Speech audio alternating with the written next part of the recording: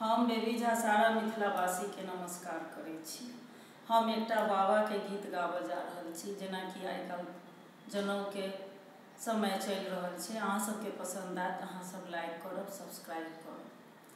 लाल पियर केरा चादर झाड़ी क ओछाओल हे, ताही चादर बैसाल अपन बाबा पोथिया उचारल हे, ताही चादर बैसालानी अपन नाना पोथिया उचारल हे।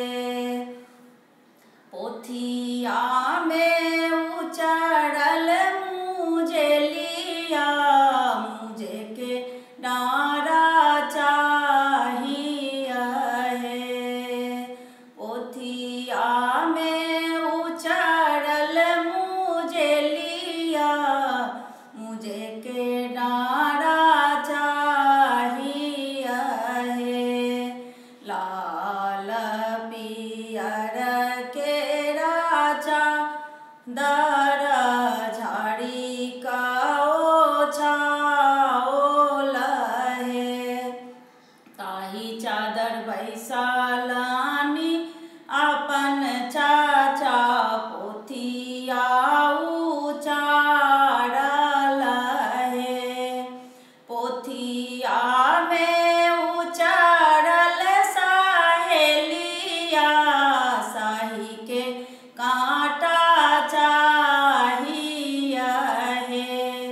पोथिया में उचारल सहेलिया, साही के कांटा चाहिए है।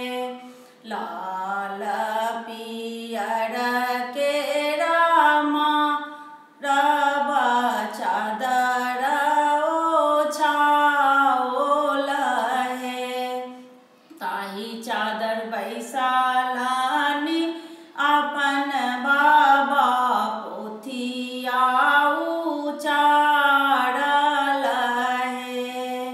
पोथिया में उचारल गम्हरिया, गम्हरक पीढ़ी चाहिए है।